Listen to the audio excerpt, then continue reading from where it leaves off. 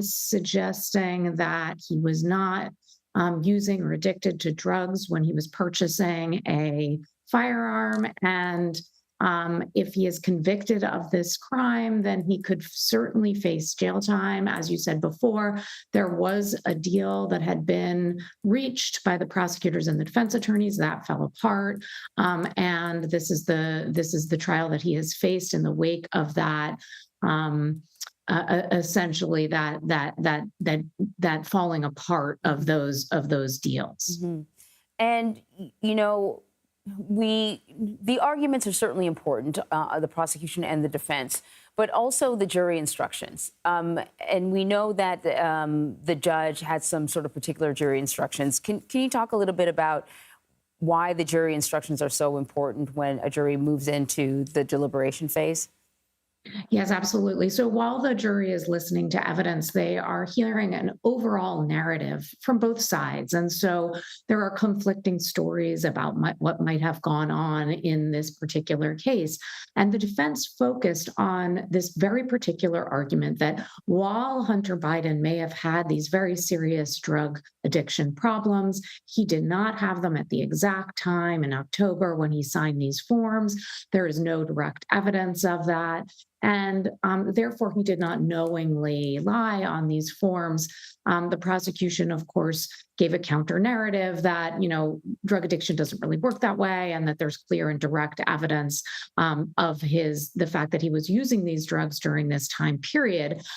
So the reason why instructions are so important is because those two narratives swirl around in the jury's mind. But once they go back into deliberations, they are instructed to look for particular elements. What exactly has the prosecution proved? And are there any holes in that proof?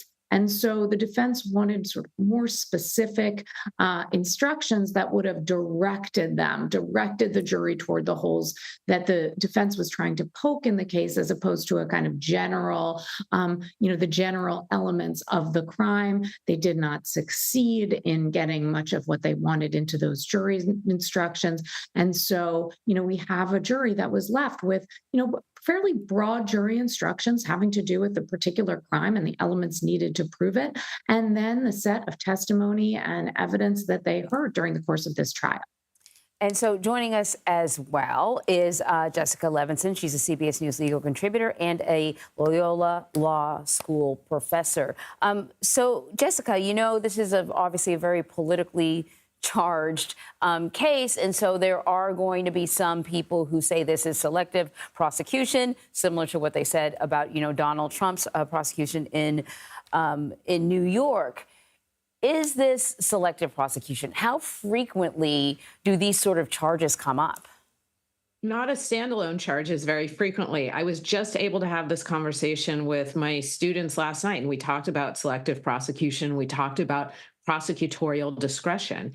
And so I do not think that if you look at the statistics, these particular charges often come up as standalone charges. Now, that doesn't mean that there wasn't evidence here. That doesn't mean that if the prosecution gets a conviction that it is illegitimate. It means that Hunter Biden had more eyes on him than somebody else. And I think part of the argument in favor of the plea agreement and part of the reason that Hunter Biden was so upset that it fell apart is that you don't typically see charges like this. And as we've been talking about, even though they're not run of the mill, so to speak, even though it's not a daily charge, again, as a standalone, there is the potential of prison time. And that is what Hunter Biden absolutely wanted to try and avoid. That is why, again, I think you saw him and his team be so upset when that plea agreement did fall apart last summer. I know everyone hates it when we try to make you guys, read the tea leaves, but this jury has not been deliberating for very long. They got an hour in yesterday and just a handful of hours in today. I mean, could that indicate that they have a really clear understanding of what the evidence showed and how it relates to the charges? So typically, and again, we always need to be careful with typically, but typically a fast verdict is good for the prosecution. And Now, it could be the case because this is not as complicated as a case that we talked about a week or so ago, where there were a lot of steps that the jury had to take and a lot of things that the jury had to conclude in order to reach a conviction. And of course, they did in that trial, that the hush money trial facing the former president. Because this is more clear cut, I would say. They probably had a sense of where they wanted to go when they walked back into the jury room and when they took an initial vote. So when we're talking about, I think we're looking at maybe 2 to 3 hours total of deliberation. I think they went back, they took a vote, and they had something close to a decision. Again, they might have all decided, yes, we buy what the defense's argument here, which is that Hunter Biden didn't understand himself to be an addict, that term is just too vague, and or he didn't think it applied to him when he signed that form. But again, a long way of saying, typically the jury comes back really quickly. The prosecution has to feel at least tepidly optimistic. Rebecca, so the president's son is facing 3 felony counts of illegally possessing a gun while being a drug user and then making a false statement on this form. Could you see a split decision where he's found guilty of some of these crimes, but maybe not the one that has to do with the... Okay, we're going to be going to a special report shortly. So just to let you guys know, a verdict has been reached in the Hunter Biden case.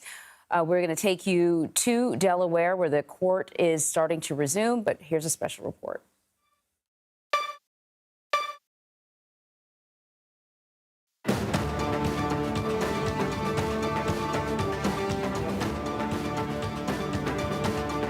This is a CBS News special report. I'm Nora O'Donnell in Washington, and we are coming on the air with breaking news from the federal gun trial of Hunter Biden, the first child of a sitting U.S. president to face criminal charges.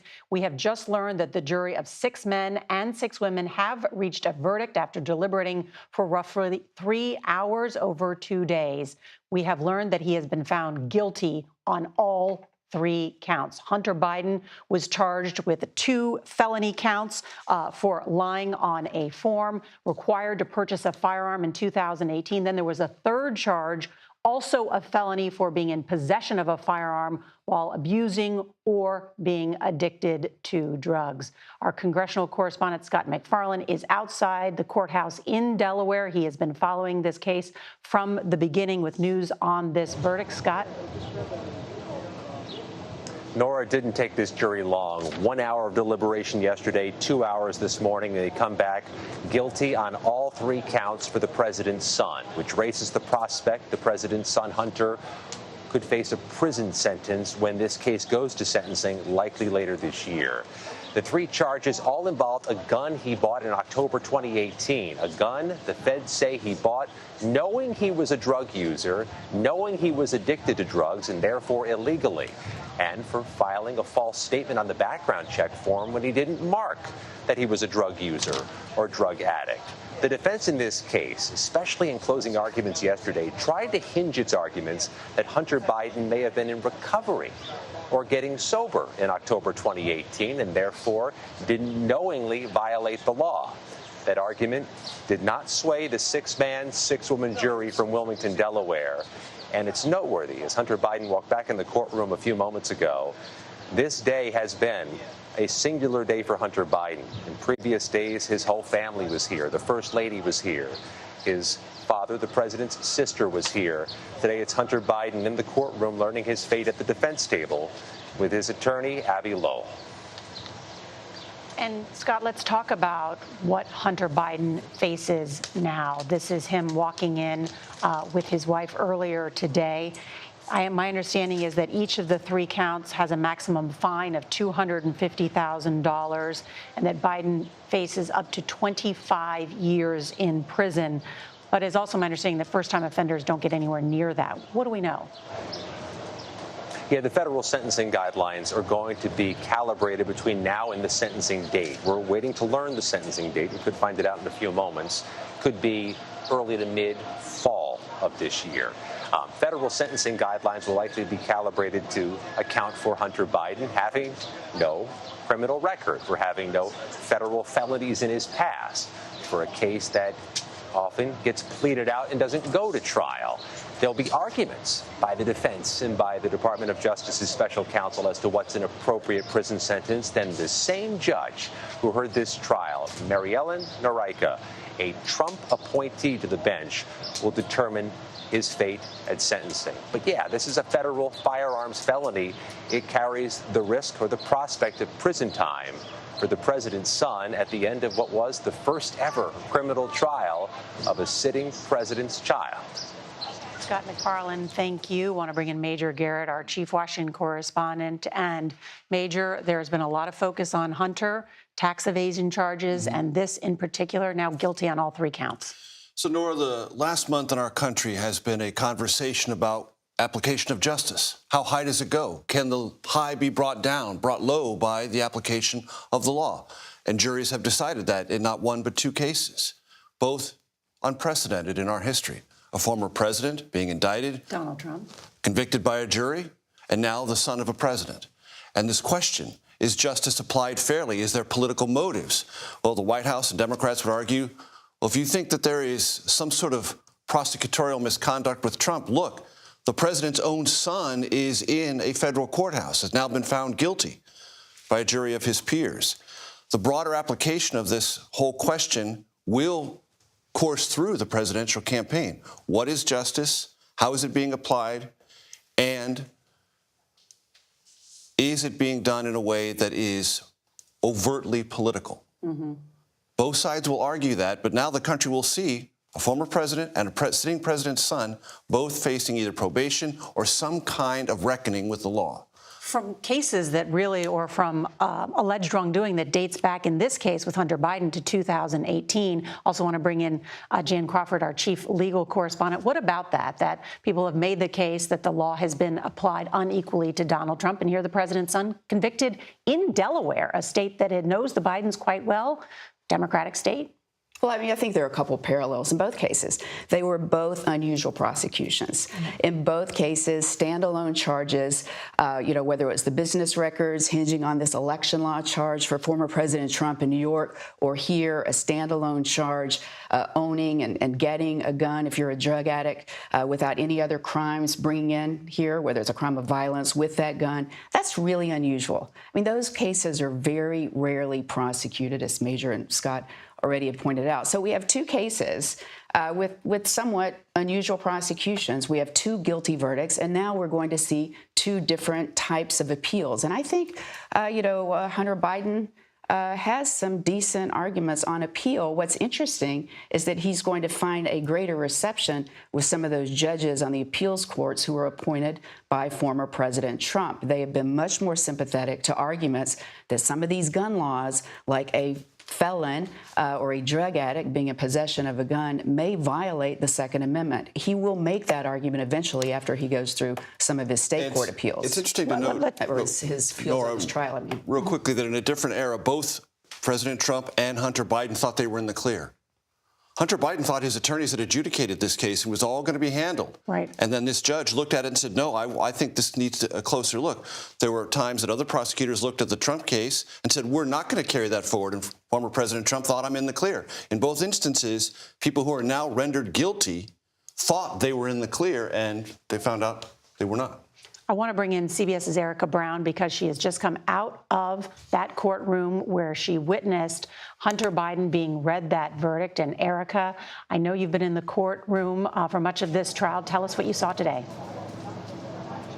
Yeah, so as the jury filed into that courtroom, Hunter Biden, he stood up. He had his hands crossed in front of him, and then the courtroom deputy actually delivered the verdict. We didn't hear it from the foreperson or another member of the jury. So as that verdict was actually read by the courtroom deputy, Hunter Biden stayed seated with his attorneys next to him. He was looking directly at the courtroom deputy. He distributed very little emotion. We didn't notice anything major, just watching as each guilty their verdict came down. And then after the verdict was delivered, he touched both of his attorneys, hugged them. His wife behind him, after it was over, he hugged them. He hugged her, embraced her.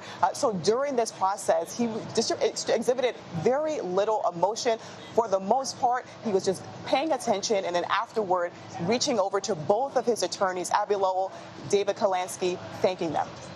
Erica Brown, thank you for that. I want to bring in Robert Costa, our chief campaign and election correspondent. And Robert, we've been through many unprecedented times with not only Joe Biden and Donald Trump, but now this presents a significant step for Hunter Biden in his recovery, as well as the president's reelection.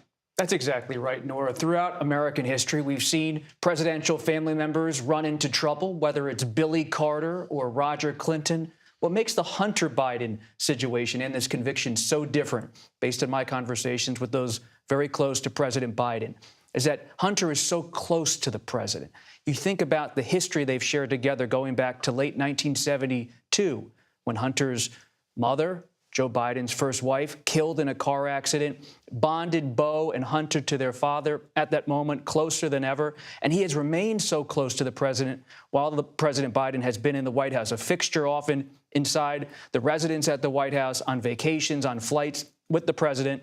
And so when I talk to people close to Biden, they say this is a legal proceeding, but it's also a personal proceeding, that the president feels a lot of pain about the reckoning his son has dealt with addiction issues over the years. And he wants to be there for his son, even as he runs for re-election, deals with former President Trump and all of the issues throughout the world. People who know Biden say you really can't talk about how much Hunter's on the mind of the president every day. If you know President Biden, he calls his children and his grandchildren every single day. He is a family man who stays very close with his kids. Let me ask you, though, Robert, recently President Biden gave an interview where he said he would not pardon Hunter Biden if convicted. And we will see if that position holds in the coming months. Pardons are something that can be discussed, deliberated. A position can change. For now, that is the president's position. But presidents often issue pardons to those who are close to them, those who they feel might deserve a second chance. So I don't rule out as a reporter that decision being reconsidered in the coming year or so. But at this time, the president is saying no pardon for his son. But that was before the conviction took place. And he was not asked, the president was not asked to follow up about whether he would commute Hunter Biden's sentence, which would also be an option under presidential powers. Let me also bring in Scott McFarland, who's there outside the courthouse. He has some more information about sentencing. What can you tell us, Scott? Yeah, the judge said she is not going to set a firm sentencing date this moment, but estimated sentencing would be about 120 days from now. And that's usually the rhythm and pattern of the federal courts. It's about 3 to 4 months after a guilty verdict that a sentencing hearing is held. 120 days puts you right in the heart of October, right on the precipice of the election. We'll note that former President Trump has his sentencing just days before the Republican National Convention. Hunter Biden could have his sentencing just days before the election.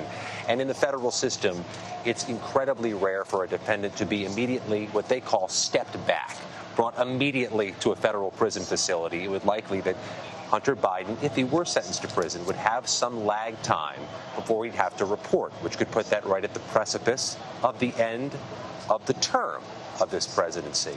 So you have a lot of variables at play as they go to sentencing. We'll add also from our team in the courtroom itself, the president's sister, Valerie Biden, stepped in just after the sentencing was announced. Jimmy Biden was there for the verdict. The First Lady of the United States was not here today. She was here, though, for 5 of the 6 days of trial. Scott McFarland, thank you. Worth noting that Valerie Biden is not only the sister of the current President Joe Biden, but she is also the one who cared for Hunter and Beau after their mother was tragically killed in the car accident that Robert was talking about earlier. So she is very, very close with Hunter and the now deceased Beau Biden, the other president's son. I do want to bring in former Deputy Assistant Attorney General Tom Dupree. And Tom, it's likely Hunter Biden is going to appeal this verdict. And based on this case, what would be some of the grounds for appeal? Well, I think one possible ground for appeal is a Second Amendment argument that he can basically argue.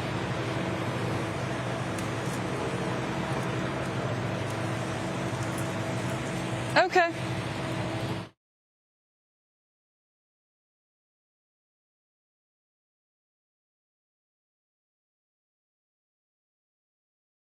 rights. But when you look at this trial record, I don't really see a lot of other avenues for them to pursue. I thought the evidence was fairly overwhelming against them. And so the defense's best hope on appeal might lie in trying to persuade the Court of Appeals that this whole proceeding violated his right to bear arms. And what would be the timing on that appeals process? Well, it would be many months at a minimum. My guess is that if sentencing is imposed sometime, as Scott was reporting, in the fall, you would probably see an appeal get underway in 2025, but I wouldn't expect to get a decision from the Court of Appeals until sometime probably late next year, late 2025 would be looking at. And Tom, what do you think were some of the key evidence for the prosecution? Oh, where to begin? The prosecution had a mountain of all sorts of evidence. It really was a prosecutor's dream in terms of the breadth and the scope of the evidence that they brought to bear here. They certainly had very powerful testimony from witnesses, including people who were so close to Hunter Biden throughout his life, ex-wife, ex-girlfriend, his daughter, testifying about his struggles with addiction. The jury also saw documentary evidence, the forms in question that he filled out falsely. And of course, maybe the most powerful evidence of all was Hunter Biden's own words. The jury heard his voice resonating through the courtroom, reading from his autobiography, talking about his use of crack. They also saw his text messages again. But from the prosecutor's perspective, one of the most powerful pieces of evidence you can give to a jury is to confront the defendant with his own words. And the prosecution had no shortage of Hunter Biden's own words to use against him in this case. And then, Tom, finally, as a former federal prosecutor, do you think Hunter Biden will go to prison? I do. I think that the sentence here is not going to be unduly severe. This is effectively a first-time offender. I suspect that the judge will look somewhat sympathetically on this case. I don't see this as a case where the judge is going to be looking at an upper range of the sentencing guidelines. My sense is that the likeliest outcome would be a sentence of incarceration, but for a fairly limited period. We'd be talking a year or two, not 5 or 6. And then, Tom, I referenced this earlier, and the president has not been asked this or ruled this out, but could President Biden commute that sentence? Well, he could, and I know he said at least he's not planning to pardon Hunter Biden, but keep in mind that's a promise made in May or June, and I suspect that the world will change between now and November, and President Biden may look at things very differently come November. So although, yes, the idea of a pardon or a commutation is off the table right now, I suspect it may come back with a vengeance after the election. Tom, thank you. And just in case people don't know the difference between a pardon and a commutation, the president was asked specifically about a pardon, correct? Right. Yeah. He was asked only about a pardon. And this brings us back to where we started. And commute means to cut short, in other words, a sentence. Ameliorate in some measure a prison sentence. But this brings us back, Nora, to where we started. From a political perspective, this is a clash of the legal system and political calculations. And everyone will see that. And the president will be under tremendous political pressure not to intervene in any way to say the law applies equally and to live by that in former President Trump's case, but also intimately so, possibly heartbreakingly so in the case of his son. We are watching Hunter Biden leave the courtroom now. He does have Secret Service protection, and he is getting into one of those black SUVs there. I do want to bring in our political correspondent, Caitlin Huey-Burns, because she is at the White House. And Caitlin, we are expected to see the president in just a couple hours from now, correct? Yes, that's right, Nora. He is here at the White House, but he is actually expected to speak later today on the topic of gun violence and what the administration has done to try to curb gun violence as well. He has not made any public statements about this news of the verdict. We have not heard from the White House or the Biden campaign. But I do want to remind our audience of statements that he has made in the past that give a window into his worldview on this case and the American justice system. Remember, on the day that the trial began, Biden issued a statement saying, "I am the president, but I am also a dad." As president, I don't and I won't comment on pending federal cases, but as a dad, I have boundless love for my son, confidence in him, and respect for his strength. As you also mentioned earlier, he had ruled out a pardon for his son in an interview last week. And when the Trump conviction came down, those 34 counts in the criminal case in New York, Biden also gave a statement saying that this is how the American justice system works. He said it's reckless, it's dangerous, and it's irresponsible for anyone to say this was rigged because they don't like the verdict. He also said that the American justice system is literally the cornerstone of democracy. It should be respected, and we should never let anyone tear it down. So as we await for his comments on this particular verdict, we have his comments about the verdict of his political rival and the American justice system. All right, Caitlin Huey-Burns at the White House with that news that the President of the United States will be participating in a gun safety event along with Everytown shortly at the White House. We'll see if he makes remarks or is asked about that. Let's bring in Scott McFarland and Erica Brown one more time. They're outside the courthouse. Scott? The First Lady arrived at this courthouse after the verdict was read. She was a late arrival as everybody was scrambling back to this courthouse. So she ended up being in the courthouse, but not there for the reading of the verdict. But she was there, front row, so prominent throughout this trial. And you'll note that the prosecution mentioned that in closing arguments. That's right. At the very beginning of their closing arguments yesterday, federal prosecutor Leo Wise told jurors the people sitting in the gallery are not evidence because their presence was felt in that courtroom. They were in the direct line of view of jurors, and that jurors should only consider the evidence brought forth by the prosecution and Hunter Biden's defense attorneys. And Nora, just noting here, the family tragedy that unfolded over 7 days that the First Lady watched play out. It was Hunter Biden's brother's widow testifying about his drug use, a woman with whom he had a romantic relationship. His ex-wife, his own daughter, describing, Nora, his descent into drug addiction and all the family relationships that broke apart along the way. Yeah, Scott and Erica, you were inside the courtroom for much of that. What was it like? Well, I will tell you, Nora, most people in the gallery were focused on that very first row behind Hunter Biden, looking at First Lady Jill Biden, looking at members of the Biden family to see how they would react to some of the evidence that the prosecution put forth. A lot of it, the prosecution acknowledged, was very personal, very ugly, very overwhelming, but in their own words, absolutely necessary to prove that Hunter Biden was a user of drugs and an addict during this period in which he purchased and kept that firearm for 11 days. And so you could hear a pin drop in certain instances when prosecution presented evidence, especially when we heard Hunter Biden's own voice, when he read those excerpts from his book chronicling his drug use over a period of 4 years. And so people were attentive. Jurors were taking notes on large legal pads. At certain points, they were dozing off. But for the most part, they were attentive during those periods where they saw drug paraphernalia, images of drugs, videos of drugs on a scale, hearing Hunter Biden's own voice. But a lot of the attention, honestly, was in that very first row, looking at how the first family was responding and reacting to some of that evidence. Erica Brown, Scott McFarland outside the courthouse. Thank you so much. Just to recap, Hunter Biden, the president's son, has been found guilty on all counts. He could face as much as 25 years in prison and fines up to $750,000, according to court filings. It is, according to prosecutors and other former Justice Department officials, probably unlikely that he would get that maximum penalty. But Tom Dupree, who served in the Justice Department, just told us he believes that Hunter Biden could, in fact, get some jail time, even as a first-time offender. This is serious for the president. It's serious for his son. Jan has noted there are legitimate grounds for an appeal, but this was also, I think, probably very difficult and emotional for the Biden family to relive, as any family would, someone who has battled through addiction in such a public way. There's a scene in Hunter Biden's memoir that he's often talked about where his father and mother, Jill Biden, his late mother, of course, passed away in '72, invite him to come to the home, and they stage an intervention.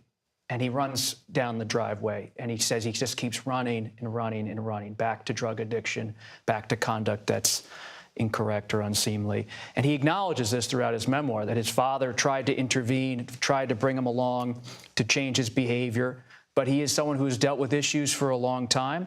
And for many families who have dealt with addiction, this is a story that's all too true, all too real. And it's now playing out for the first family. But President Biden's someone, I've seen him in Delaware. He always says the value of the Biden name. You know, take my word as a Biden. Now the Biden name is, in this trial, convicted. And for someone, those who know him say it hurts. It hurts. But, you know, I think, Go ahead, Jane. I just think we have to remember, too, I mean, this is kind of the culmination of what is a really bizarre series of events that started in what was initially and widely believed to be Russian propaganda. And allegations of wrongdoing in Ukraine and dirty dealing by the president's son involving the president. This was a very narrow case that was ultimately brought. It had nothing to do with President Biden. It was solely focused on that drug addiction, that drug use, signing that form and then possessing that weapon for those 11 days in October. And like I said, I mean, this is a rare case to bring, a standalone trial, a drug addict getting a gun and then possessing a gun. But they do get brought, and there has been jail time. And to what Tom DeBree said, perhaps there will be in this case. But I do think, going back, he will have grounds for appeal, potentially good grounds. And there's a Supreme Court case right now we're waiting on that could provide additional guidance on that as well. Nor every presidential family is part of the American family. That's the way it works. This is a tragedy for the Biden family, precipitated in large measure by the death of Beau Biden. For 8 years, the Attorney General of Delaware. Not the favored son, but the more prominent of the two sons. Hunter Biden's problems began to spiral, that is a word that is used in addiction therapy with some frequency, after Beau's death. He simply could not grapple with it. He made a ton of terrible decisions involving many members of the Biden family who had to find their way in, through, and out of this trial. That family drama played out in a courtroom in ways we have never seen before. It doesn't make it any less painful for the nation or for the family. But the verdict is now real, and the consequences will apply. Want to bring in Scott McFarland and Erica Brown one more time, who are there outside the courthouse. What happens now? There'll be a series of court filings, Nora, in advance of a sentencing hearing. And again, there's no firm date yet for the sentencing hearing, but the judge estimates 120 days, which is mid-October. So look in August and September for both sides to make their recommendation. Almost certainly the defense will recommend no prison time, a non-custodial sentence, they call it. They'll file their paperwork and their argument. The Department of Justice's special counsel, David Weiss, will file his recommendation, likely very late summer, potentially recommending a prison sentence. Then there is a hearing. There are arguments. Hunter Biden will be given the chance to speak and ask for leniency and ask for mercy before the judge, Mariella Norica, issues the sentence. But all of this could come in the footsteps of the 2024 election. The timing here is real. All right, Erica Brown, thank you for all your reporting on this trial and being inside. Scott McFarland as well, thank you. Thanks to everyone here as well for your reporting and analysis. Once again, breaking news from Wilmington, Delaware. In the first ever trial of a sitting president's child, Hunter Biden is found guilty on all 3 counts in his federal gun case. The president's only surviving son was charged with 2 felonies of lying on a federal form required to purchase a firearm in 2018, and then a 3rd charge, also a felony, for being in possession of a firearm while abusing or being addicted to drugs. Hunter Biden facing up to 25 years in prison, but there is no sentencing date yet or set just yet, although Scott says it could come in about 3 to 4 months from now. Our coverage will continue on CBS News 24/7, your local news, and then tonight on the CBS Evening News. We will hear from the president in just a couple hours from now. This has been a CBS News special report. I'm Nora O'Donnell in Washington.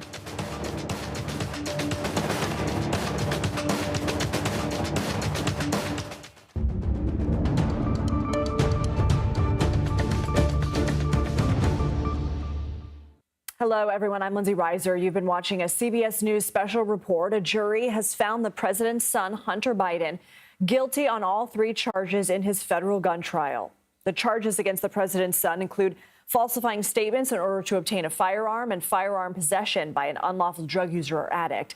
He could face up to 25 years in prison for his crimes. We have team coverage following all of this. Let's first bring in CBS News Homeland Security and Justice reporter Nicole Skanga. She's at the courthouse in Wilmington, Delaware. So, Nicole, tell us about the moment inside when that verdict was read, who was there today, what we should know about this verdict. Yeah, absolutely, Lindsay. Good to be with you. I'm standing outside the courthouse in Wilmington now, and inside the courtroom, members of the Biden family surrounding Hunter Biden as that verdict was read. The First Lady was in the courthouse, but not the courtroom. She had not yet made it back in time. And just moments ago, we saw members of the First family exiting through courthouse doors. And it's remarkable just the security scene that played out here in Wilmington as that all went down. I probably counted close to a dozen federal agents and officers, including officers with canines, sweeping this scene, ensuring the safety and security of Hunter Biden as he left. Certainly law enforcement outnumbering protesters here today, exercising their First Amendment, and we've seen a few of them. But obviously this verdict bringing to a close a very painful chapter in the Biden family history and a very painful trial, quite frankly. Are we expecting to hear from anyone soon? I mean, from your vantage point, can you see whether any microphones are set up? There is an area with microphones. It is possible that we could hear from lawyers for both Hunter Biden and for the government special counsel David Weiss.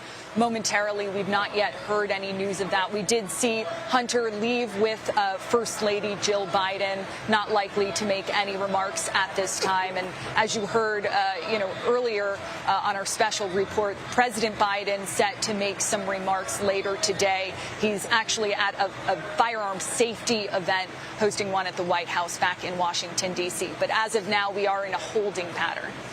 Okay, Nicole, flag us something develops. Let's bring in CBS News legal contributor and Loyola Law School professor Jessica Levinson. Jessica, first, your reaction to this and what happens now?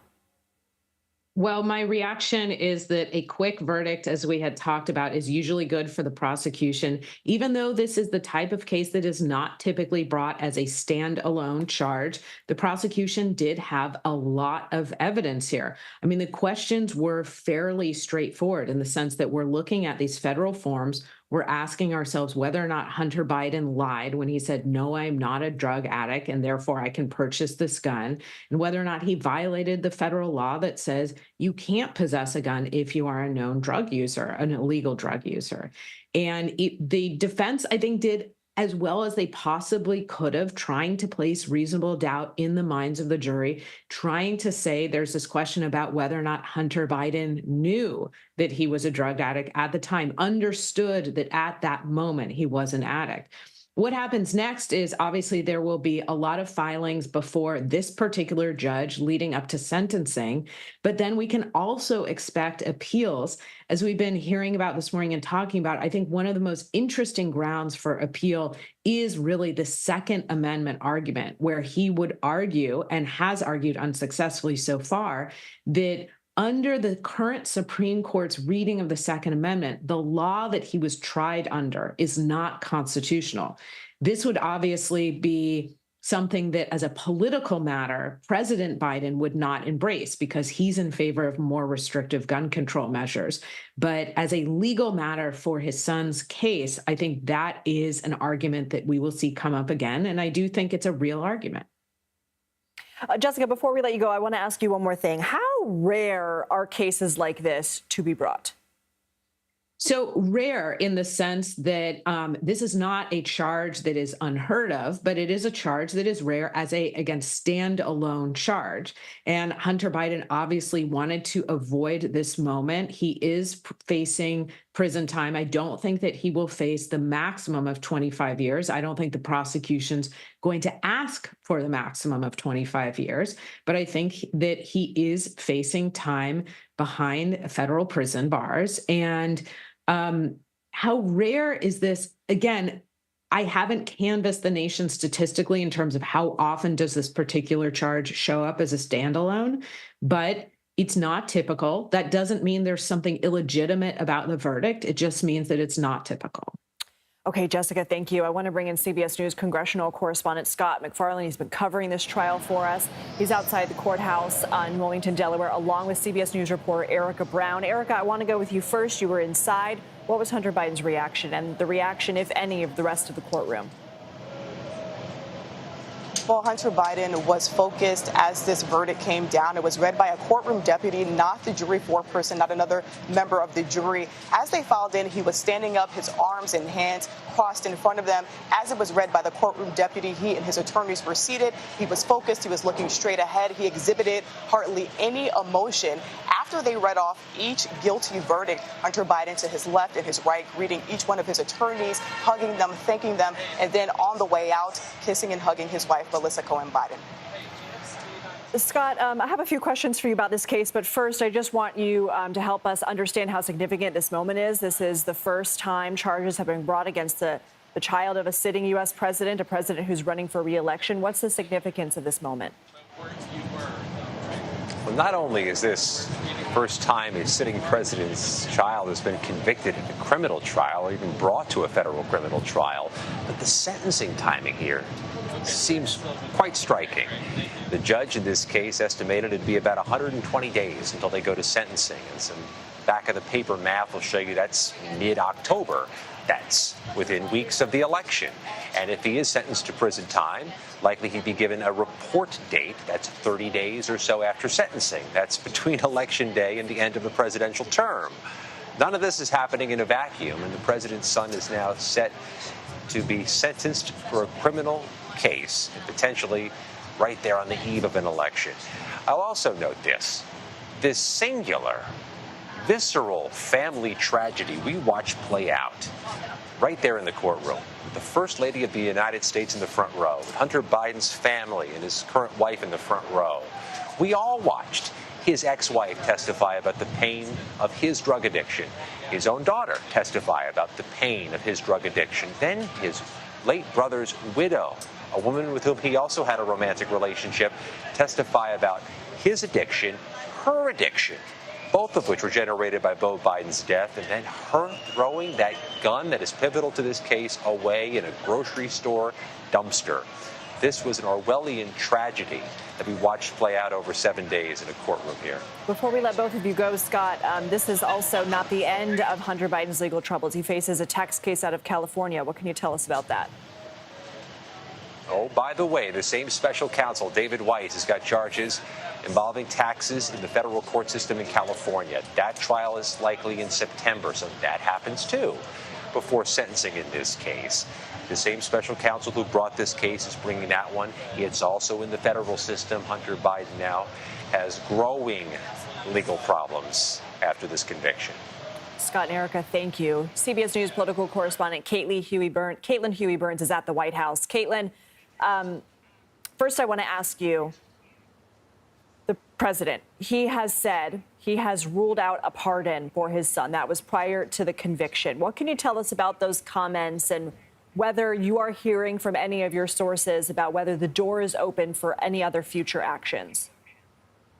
Hi, Lindsay. Good to see you. Well, we know the president is here at the White House today, and you know, I can't help but note the irony that later today he's expected to go to a hotel in Washington for an Everytown gun safety event where he is supposed to tout the administration's efforts to curb gun violence. And this, of course, comes as his son is now convicted on gun charges. I should also note that we have not heard from the president yet today or his campaign. But at the beginning of this trial, he did issue a statement in which he noted his love for his son. He said, "I am the president, but I am also a dad." He said, "As president, I don't and I won't comment on pending federal cases. But as a dad, I have boundless love for my son, confidence in him, and respect for his strength." I should also note that President Biden expressed confidence in and support of the U.S. justice system after the conviction, the felony conviction of his political rival, Donald Trump, in that criminal case in New York. After that conviction came down, Biden said at the time, "This is how the American system of justice works." He said it's reckless, it's dangerous, and it's irresponsible for anyone to say it was rigged just because they don't like the verdict. The American justice system, he said, is literally the cornerstone of America. So that gives you a sense of his view of the U.S. justice system. When it came, of course, to Donald Trump, we expect that view to hold. But again, we are waiting specific comments from the White House, from the president on this news of the verdict regarding his son, Hunter. Okay, we will be staying tuned. Caitlin Huey-Burns, thank you so much. Our thanks also to Nicole Skanga, to Scott McFarland, Erica Brown, Jessica Levinson, Caitlin as well. We are, of course, going to have continuing coverage of this at the top of our next hour on CBS News 24/7. Hunter Biden, the president's son, convicted on all 3 counts in his federal gun trial. Stay with us. You're streaming CBS News 24/7.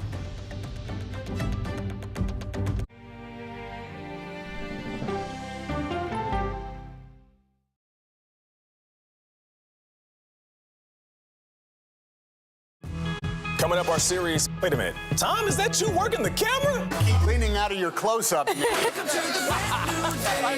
Your morning routine just got better. CBS Mornings, weekdays at 7.